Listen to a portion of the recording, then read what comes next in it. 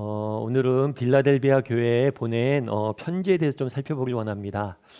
저희 교회 이름이 다음교회죠. 다음교회인데 제가 교회를 개척하고 교회 이름을 짓는데 많이 고민이 많았던 것 같습니다.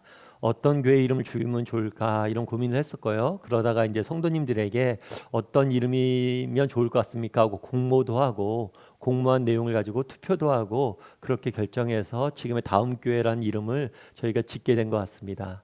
근데 사실 교회 이름을 짓는데 왜 이렇게 고민이 많았을까요? 많은 분들이 이렇게 투표도 하고 또 이렇게 공모도 했지만 고민이 많았어요. 어떤 이름이 좋을까? 그만큼 교회 이름이 중요하기 때문이겠죠. 오늘 본문에 보면 빌라델비아 교회가 나옵니다. 근데 이 빌라델비아 교회는 교회 역사상 가장 많이 사용된 교회 이름 중에 하나예요. 빌라델비아 지역이 없음에도 불구하고 많은 사람들이 자기 교회 이름을 빌라델비아 교회라고 지은 거죠. 그럼 왜 빌라델비아 교회라고 지었을까요? 그만큼 이 교회를 뭐 하는 거예요? 사랑하고 존경하고 아끼는 거죠. 그렇게 존경할 만하니까 이름을 따서 짓겠죠. 그렇다면 왜 이렇게 빌라델비아 교회는 많은 사람들에게 사랑을 받았을까요? 그 이유에 대해서 저는 오늘 여러분과 몇 가지 이야기를 좀 나눠봤으면 좋겠습니다. 그래서 어떻게 하면 우리도 이 빌라델비아 교회 같은 교회가 될 수 있을지에 대해서 여러분과 몇 가지 이야기를 좀 나눠봤으면 좋겠습니다. 우리 먼저 이 빌라델비아 교회는 계속해서 우리가 요한계시록 소아시아에 있는 7교회에 대한 편지를 살펴보고 있습니다. 이 편지는 반모섬에서 요한이 쓴 거예요. 그래서 에베소에서 편지를 썼다가 에베소, 서버나, 버가모, 두아디라. 지난 시간에 우리가 사대교회에 보낸 편지를 배웠습니다. 오늘은 빌라델비아에 보낸 편지를 배우게 되는 거예요. 이 빌라델비아는 도시 이름이 형제사랑이에요. 형제사랑. 참 좋은 이름이죠. 형제사랑이라는 이름을 가지고 있고 이 도시는 교통의 요충지였습니다. 그러다 보니까 아무래도 상업이 굉장히 발달을 했어요. 제가 아시는 분이 병원을 개업을 하셨거든요. 그래서 그분한테 여쭤봤어요. 병원을 개업하는데 중요한 게 뭡니까? 뭐가 제일 중요합니까? 그랬더니 그분이 지리가 제일 중요하다고 그러더라고요. 어디에 병원이 위치해 있느냐가 제일 중요하다고 그러더라고요. 맞는 얘기겠죠. 사실 번화가에서는 어떤 장사를 해도 잘 되게 되어 있어요. 오늘 이곳이 교통의 요충지라고 했잖아요. 그러니까 무엇을 하든지 상업이 발달할 수밖에 없어요. 뿐만 아니라 이 빌라델비아에는 포도 농사가 굉장히 잘 지어졌다라고 이야기를 합니다. 이 포도는 그 당시 굉장히 중요한 작물이에요. 그러니까 산업의 생산물이었겠죠. 그래서 상업과 또 뭐가 발달한 거예요? 산업이 굉장히 발달되어져 있었던 도시예요. 그런데 뿐만 아니라 이렇게 상업과 산업이 발달되다 보니까 여러 나라 사람들이 모이고 사람의 왕래가 많다 보니까 문화도 발달을 했어요. 그래서 이 지역을 제2의 아테네다라고 부를 정도로 문화가 발달되어 있었던 도시였어요. 지금으로 말하면 어느 정도 될까요? 뭐 서울로 말하면 강남역이나 홍대 있고 이런 곳이겠죠. 그만큼 사람도 많고 문화도 발달하고 그런 도시였어요. 그런데 이 도시가 단점이 하나 있었어요. 그 단점은 뭐냐면 지진이에요, 지진. 지진이 자주 발생을 했어요. 그리고 실제로 지진이 발생해서 뭐란 거예요? 이 도시가 완전히 폐허가 된 적도 있습니다. 그러다 보니까 늘 사람들이 이렇게 좋은 환경임에도 불구하고 뭐가 늘 그 가운데 있었냐면 불안감이 그 가운데 있었어요. 불안감이 있었고 그러다 보니까 뭐에 대한 관심이 많았냐면 죽음에 대한 관심이 많았어요.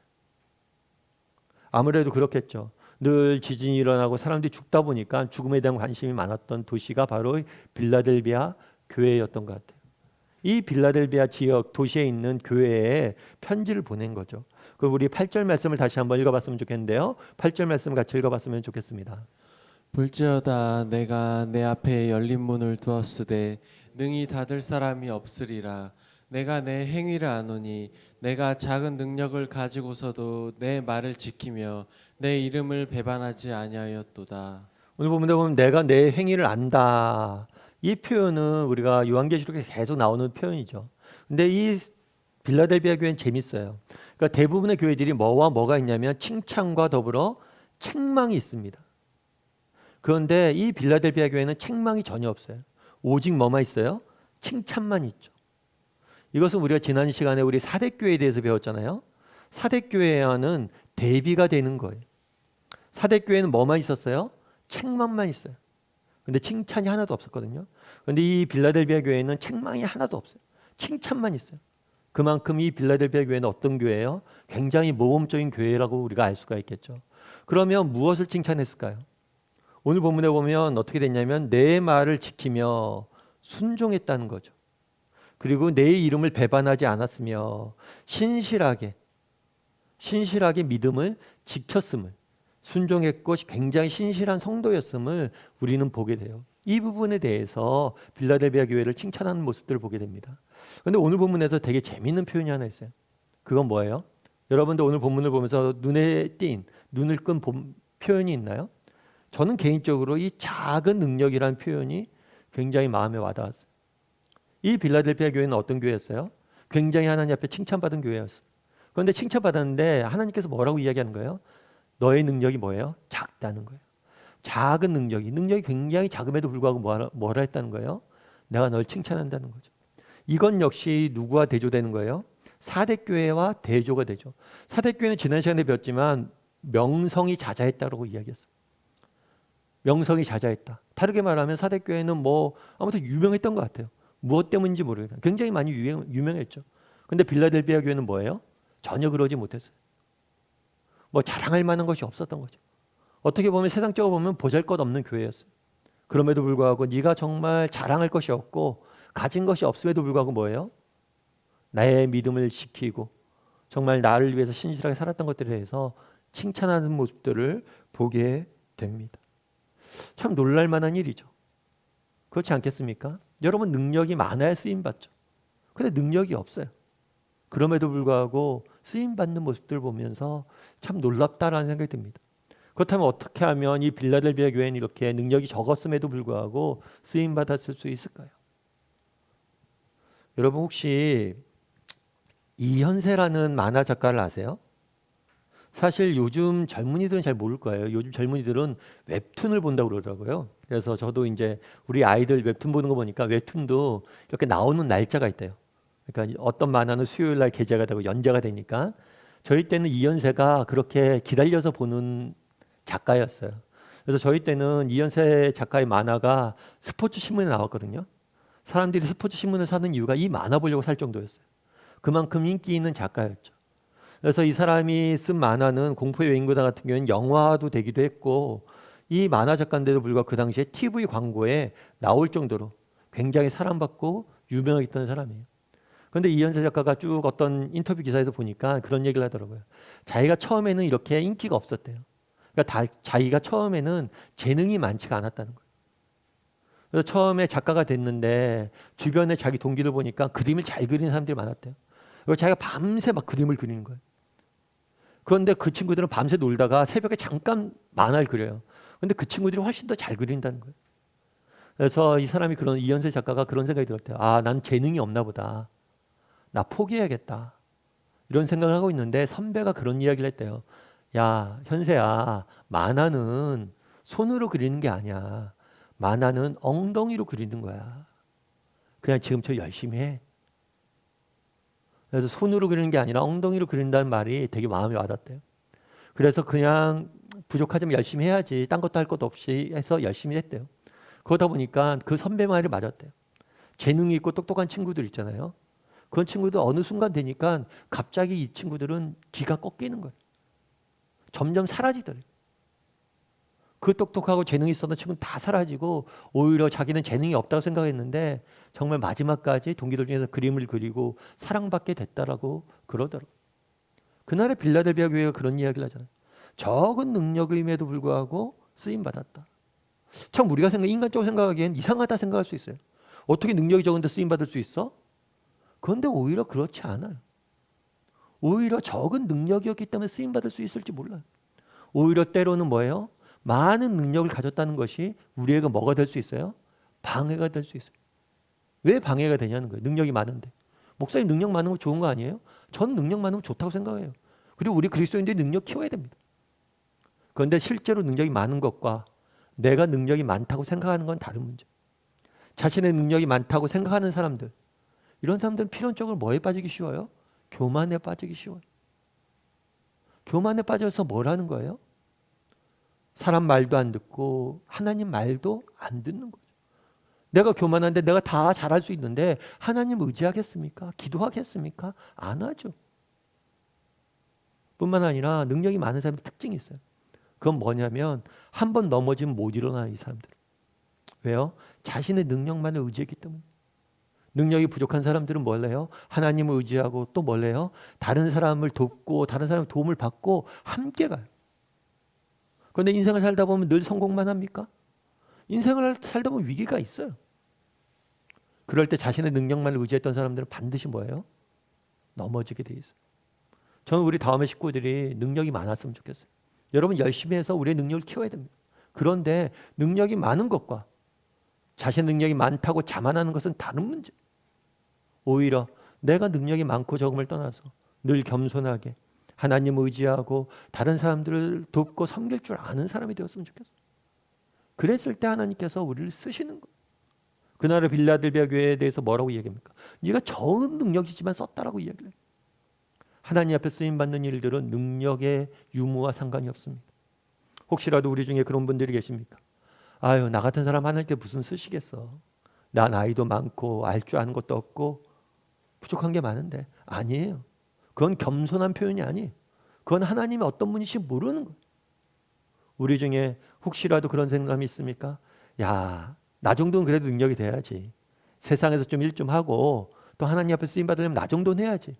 이런 마음이 있습니까? 아니에요.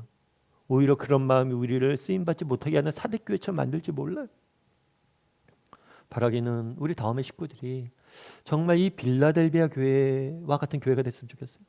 능력에 많고 적음을 떠나서 정말 하나님 앞에 온전히 하나님 온전히 의지하고 또 사람들, 내 주변의 사람들 챙기고 돌보고 그래서 정말 하나님 앞에서 끝날까지 쓰임받을 줄 아는 하나님 의지하고 하나님 앞에 쓰임받을 줄 아는 저와 여러분이 되기를 주님의 이름으로 소원합니다. 그리고 오늘 본문에 보면 빌라델비아 교회에 대해서 두 번째로 칭찬한 게 있어요. 우리 10절 말씀 같이 한번 읽어볼까요? 10절 말씀 같이 읽도록 하겠습니다. 내가 나의 인내의 말씀을 지켰은즉 내가 또한 너를 지켜 시험의 때를 면하게 하리니 이는 장차 온 세상에 임하여 땅에 거하는 자들을 시험할 때라. 내가 나의 인내의 말씀을 지켰은즉 이렇게 돼 있죠. 인내의 말씀을 지켰다. 우리가 말씀을 지켰다, 순종했다는 거겠죠. 순종했는데 특별히 오늘 본문에 보면 뭐라고 표현됐어요? 인내의 라는 말씀을 강조하고 있어요. 그렇다면 왜 인내의 라는 말을 강조했냐는 거예요. 아마 그것은 그렇겠죠. 사실은 여러분 말씀을 지키고 사는 것, 하나님 믿음을 지키는 게 쉬운 일만은 아닌 것 같아요. 정말 우리가 하나님 믿음을 지키고 하나님 말씀을 순종하고 하나님 뜻대로 살기 위해서 여러 가지 노력을 하다 보면 우리에겐 어려움이 닥칠 때도 있고 정말 환난이 닥칠 때도 있는 것 같아요. 그리고 이렇게 순종하려다 보면 시간도 걸리고 열매가 나타나기까지. 그래서 우리가 하나님 말씀을 지키고 살아가는 데 있어서 인내는 뭐예요? 반드시 필요한 요소가 아닐까 싶습니다. 특별히 이 빌라델비아 교회는 조금 더 그랬어요. 왜 그랬을까요? 빌라델비아 교회는 먼저 환경적 어려움이 있었습니다. 그 당시에 이 지역은 뭐가 많았다고 그랬어요? 지진이 많았다고 그랬어요.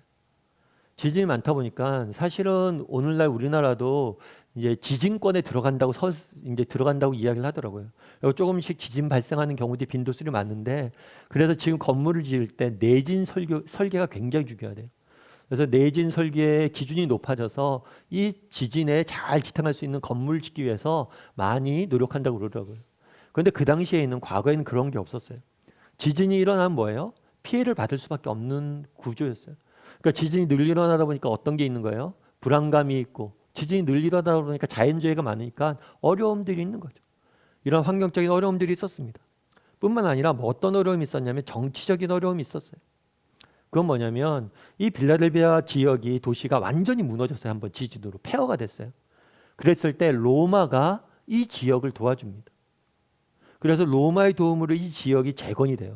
로마가 이 지역을 도와준 이유는 뭐냐면 이 지역에 로마의 문화를 알리는데 거점 도시로 만들려고 그랬어요. 그래서 이 지역을 제2의 아테네 이렇게 만들고 그러니까 이 지역을 거점 도시로 만들려니까 지원을 한 거죠. 그러니까 이 도시는 철저히 로마의 지원하에 재건된 도시예요. 그러다 보니까 뭐라는 거예요? 로마에 대적하는 기독교인들이 마음에 안 드는 거죠. 그래서 로마의 입장에 대해서 핍박이 굉장히 많았습니다. 뿐만 아니라 세 번째로는 종교적인 문제들이 있었어요.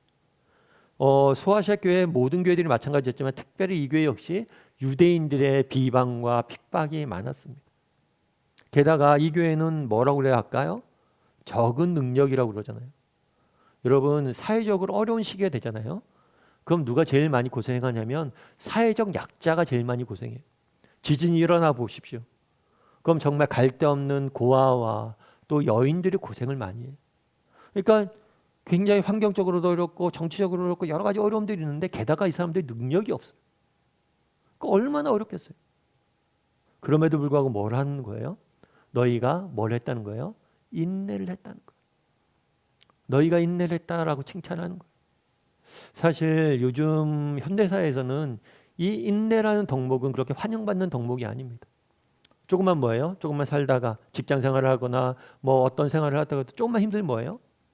옮기고 조금만 힘들면 포기하고. 사실 예전에 비해서는 우리가 훨씬 더 인내에 대해서 우리는 소중히 여기지 않습니다. 환영받지 않는 요소예요. 그럼에도 불구하고 인내만큼 우리 인생의 열매를 맛기 위해서 맛보기 위해서 중요한 건 없어요. 그날의 빌라델비아 교회에 대해서 뭘 칭찬합니까? 너희가 인내했다는 거예요. 인내. 여러분 쇼트트랙이라는 운동 경기를 아세요? 아마 여러분들 동계올림픽 할 때 많이 볼 거예요. 그리고 쇼트트랙 같은 경우에는 우리나라 선수들이 많이 이제 출전해서 금메달 많이 따는 거죠. 근데 쇼트트랙은 이렇게 트랙이 좁아요. 좁고 어느 정도의 뭐가 허용이 돼요? 몸싸움이 어느 정도 허용이 됩니다. 그래서 넘어지는 경우도 많고 그런 경우들이 많아요. 그런데 이 쇼트트랙에서 2002년도에 브래드 버리라는 사람이 금메달을 땄어요. 이 사람은 호주 사람인데 호주 사람은 최초로 동계올림픽 금메달을 딴 거예요. 얼마나 많은 사람들이 칭송을 받았겠어요. 그런데 이 사람이 되게 특이한 사람이에요. 뭐냐면 이 사람이 예선전을 치렀는데 예선전에서 꼴찌를 했어요. 꼴찌를 했는데 자기 위에 있던 사람이 실격 처리가 됩니다. 그래서 부활해 갖고 준결승전에 진출을 해요. 그런데 준결승전에 진출했을 때도 꼴찌를 해요. 그런데 꼴찌로 달리다가 앞에 세 명이 다 넘어집니다. 부딪혀갖고. 그래서 결승에 진출하게 돼요. 결승을 하는데도 결승에서 꼴찌를 내요. 그런데 앞에 네 명이 또 넘어져서 금메달을 딴 거예요. 그래서 늘 꼴찌만 했는데 뭘 한 거예요? 금메달을 따는 거예요. 그래서 영어로 이게 두어 브래드버리라고 그래서 이거는 같은 이런 신조어까지 생겼어요. 뜻밖의 행운을 만나다. 그만큼 완전히 행운으로 이 사람이 된 거예요. 그래서 많은 사람들이 야 너는 정말 운도 좋다. 이렇게 운이 좋을 수 있냐 이런 이야기를 했어요. 근데 이 사람의 기사를 쭉 보는데 이 사람이 재밌더라고 기사가 보니까. 이 사람이 2002년도에 금메달을 땄는데 올림픽에 참여한 거는 1994년이 처음이었어요. 근데 1994년에도 예선 탈락을 했대요. 예선 탈락을 하는데 그때 또 다치기까지 한 거예요. 그래서 4년 동안 몸을 회복해서 1998년에 나갔는데 그때도 예선 탈락을 했대요. 그리고 2002년 올림픽 전이 2000년도에 큰 사고가 났어요. 그래서 골절이 일어나고 선수 생명이 끝났다라고 평가를 받았다. 그럼에도 불구하고 참여를 했고 꼴찌로 달리다가 뭘 한 거예요? 1등이 된 거죠. 그러면서 이 사람이 인터뷰 기사에 그렇게 썼더라고요. 저는 제가 잘 달려서 1등한 것 같지는 않습니다. 뭐 사실이 그러니까. 그런데 이 금메달은 지난 10년간 제가 보낸 시간에 대해서 제가 보낸 최선에 대해서 상을 주신 것 같습니다. 참 행운은 행운이죠. 그런데 만약에 그가 인내의 시간이 없었다면 이런 행운이 찾아왔을까요? 그가 정말 사고가 났을 때 포기했다면 그가 정말 꼴찌로 달리고 있었잖아요. 여러분 꼴찌로 달리는 게 쉽겠습니까? 나갈 때마다 꼴찌 하는데 그만하고 싶을 거예요. 그럼에도 불구하고 뭘 하는 거예요? 끝까지 내가 꼴찌라는 한 이때로 끝까지 이걸 하겠다. 아마 이런 것들에 대한 선물이겠죠. 오늘 본문에 보면 뭐라고 얘기합니까? 인내하라라고 이야기합니다. 여러분 정말 인내할 수 있었으면 좋겠어요. 인내는 반드시 열매를 맺게 돼 있습니다. 특별히 우리 기독교인들은 인내할 이유가 있잖아요. 어떤 이유가 있어요? 우리 하나님이 계시잖아요. 오늘 본문에서 뭐라고 이야기합니까? 내가 나의 인내의 말씀을 지켰으니 나도 또한 너를 지켜. 네가 지켰으니 뭘 하겠다는 거예요? 나도 지킬 것이다. 네가 신실했으니까 나도 너에게 신실해서 너에게 반드시 갚아 주실 것이다. 여러분 운동 경기를 하는데 심판이 없다라고 가정해 보십시오. 심판이 없으면 여러분들 규칙을 잘 지킬까요? 안 지킬까요? 심판이 없으면 규칙 잘 안 지켜요. 근데 심판이 있으면 뭐예요? 규칙 지키죠. 반칙 안 하죠. 왜요? 심판이 판별해 줄 것이기 때문에. 우리 하나님이 계시잖아요. 우리 하나님이 이 땅을 지켜보고 계시고 이 땅을 다스리고 계시잖아요.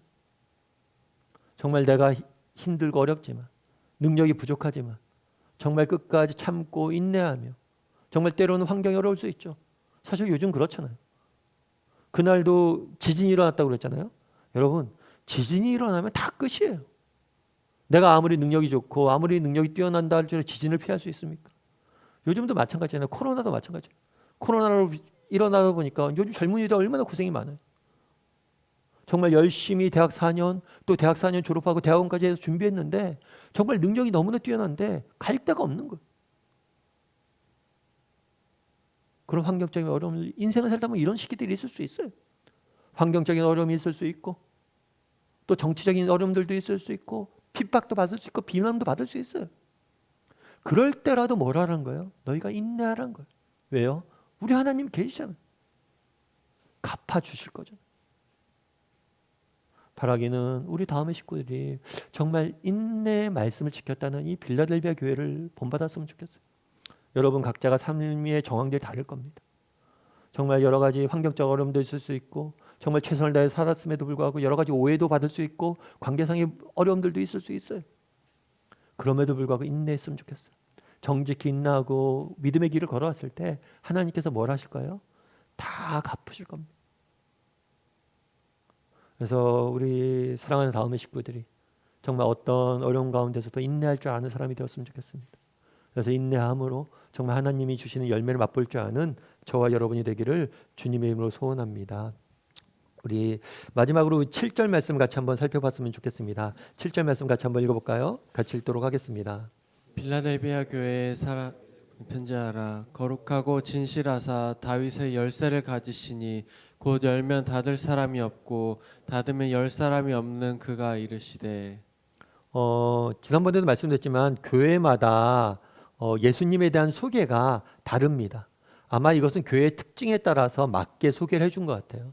근데 오늘 본문에 보면 뭐라고 되어 있냐면 거룩하고 진실하사 다윗의 열쇠를 가졌다라고 되어 있어요. 그럼 다윗의 열쇠는 뭘까? 이 다윗의 열쇠는 뭐냐면 이 다윗은 그냥 사람의 열쇠가 아니라 다윗의 집의 열쇠예요. 다윗의 집은 성전을 의미해요. 성전에 보면 많은 보화들이 많은 보물들이 담겨져 있습니다. 이곳에 열쇠를 가지신 이가 누구란 거예요? 예수님이란 거예요. 그렇다면 왜 이런 표현을 썼을까요? 아까 이야기했지만 이 빌라델비아 교회는 뭐가 있었어요? 지진으로 모든 것이 폐허가 됐어요. 그랬을 때 로마의 지원을 받아서 재건이 된 거예요. 그래서 로마가 뭐란 거예요? 로마가 쌓여있던 창고에서 창고의 문을 열고 지원을 해줬던 거죠. 그런데 정말 우리가 의지하고 바라봐야 될 창고는 어디라는 거예요? 로마가 아니라 누구란 거예요? 하나님이란 거예요. 로마가 그렇게 창고의 문을 열어 너희 도시를 재건했던 것처럼 우리 하나님께서 뭘 할 거라는 거예요? 하늘나라의 창고의 문을 열어서 너희를 회복시킬 것이다. 너희를 굳건하게 세울 것이다. 염려하지 말라. 진짜로 우리가 바라봐야 될 곳은 로마가 아니라 이 땅의 것들이 아니라 누구란 거예요? 하나님 나라고 하나님의 창고라는 거예요. 하나님의 축복의 통로가 되는 거예요. 그러면서 계속해서 뭐라고 설명하고 있냐면 11절하고 12절에는 이렇게 격려하고 있습니다. 우리 11절과 12절 말씀 같이 한번 읽어볼까요? 같이 읽도록 하겠습니다. 내가 속히 오리니 내가 가진 것을 굳게 잡아 아무도 내 면류관을 빼앗지 못하게 하라. 이기는 자는 내 하나님 성전의 기둥이 되게 하리니 그가 결코 다시 나가지 아니하리라. 내가 하나님의 이름과 하나님의 성 곧 하늘에서 내 하나님께로부터 내려오는 새 예루살렘의 이름과 나의 새 이름을 그의 위에 기록하리라. 예, 여기서 보면 내가 속 키우리라. 그러니까 아마 그랬던 것 같아요. 이 빌라델비아 교회가 여러 가지 어려움 속에서 인내하고 고생하잖아요. 그걸 예수님께서 아셨던 것 같아요. 걱정하지 마라. 이게 그렇게 오래가지 않을 거다. 내가 곧 끝낼 거다. 이 모든 것을. 너의 인내의 열매를 맺게 할 거다. 이렇게 말씀하신 것 같아요. 그러면서 너희가 끝까지 굳게 잡으라. 그리고 너희 면류관을 빼앗지 못하게 하라. 너희가 끝까지 잡으면 뭘 줄 것이야? 내가 상을 줄 것이고 그 상을 잃어버리지 말라는 거예요. 그런 다음에 재밌는 표현이 또 한 가지 있어요. 이기는 자에게는 하나님 성전에 뭐예요? 기둥이 되게 할 것이다. 기둥이 될 것이다. 그렇다면 왜 이런 표현을 썼을까요? 아마 이것도 빌라델비아 교회의 지리적인 상황들이 있었던 것 같아요. 아까 지진이 많이 발생한다고 그랬잖아요. 지진이 발생하면 건물이 지진에 흔들리지 않고 지키기 위해서 뭐가 제일 중요할까요? 기둥이 제일 중요해요. 기둥이 얼마나 튼튼하냐에 따라 집이 버티는 거예요. 내가 너희를 그런 존재로 삼을 거란 거. 참 이 말을 듣고 얼마나 빌라델비아 교회가 위로가 됐을까요? 아까 얘기했잖아요. 적은 능력이라고. 빌라델비아 교회도 알았겠죠. 뭐 규모도 적고 보잘것 없고 사람들이 알아주지도 못하고. 그런데 아니란 거예요. 너희가 하나님 나라의 기둥이 될 거다. 참 이 말을 듣고 참 기뻤을 것 같아요. 그럼 왜 이런 말들을 했냐는 거예요. 너희가 이런 소망을 가지란 거예요. 너희가 지금 비록 부족하고 연약하고 없다 할지라도 낙심하지 말라는 거예요. 내가 너희를 하나님 나라의 뭐예요? 기둥이 되게 할 것이다. 이런 소망을 가지고 끝까지 믿음의 길을 걸어가라는 거죠. 여러분, 우리는 어떻습니까? 여러분 그런 소망들이 있어요? 여러분 자녀들을 위해서 기도할 때, 여러분 가정을 위해서 기도할 때, 여러분 일터를 위해서 기도할 때, 여러분 가정, 여러분의 삶을 위해서 기도할 때 이런 소망이 있어요? 정말 하나님께서 나를 기둥으로 쓰실 것이다. 우리 자녀 지금 부족해 보이고 연약해 보일지 모르지만 우리 자녀를 통해서 하나님께서 놀라운 일들을 하실 것이다. 이런 비전, 이런 소망이 있냐는 거예요. 얼마나 그날의 빌라델피아 교회에 말을 계속 반복하잖아요. 똑같은 말 같은데 계속 반복해요. 왜요? 그만큼 용기를 주고 싶은 거예요. 아니란 거예요. 세상의 음성에 귀 기울이지 말라는 거예요. 지금 당장 너희가 부족하고 연약해 보일지 몰라도 너희를 통해서 내가 일할 것이다. 이 소망을 끝까지 버리지 말라는 거예요. 참 요즘 제가 가끔 말씀드리지만 요즘 젊은이들 사이에 유행하는 단어가 있다고 그러죠. 이생망. 이번 생은 망했다. 참 그런 얘기를 들을 때마다 제 가슴이 아파요. 참 나이를 지긋이 먹은 인생을 다 산 그런 사람도 아니고 한참 젊은 사람들이 뭐예요? 이 생은 망했다. 참 우리 시대의 제일 문제가 뭐냐면 우리 시대의 가장 큰 문제는 많은 사람들에게 소망을 뺏어간 거예요. 많은 사람들의 꿈을 뺏어간 거예요. 이제 꿈꾸는 사람들이 없어요. 젊은이들도 꿈을 안 꿔요.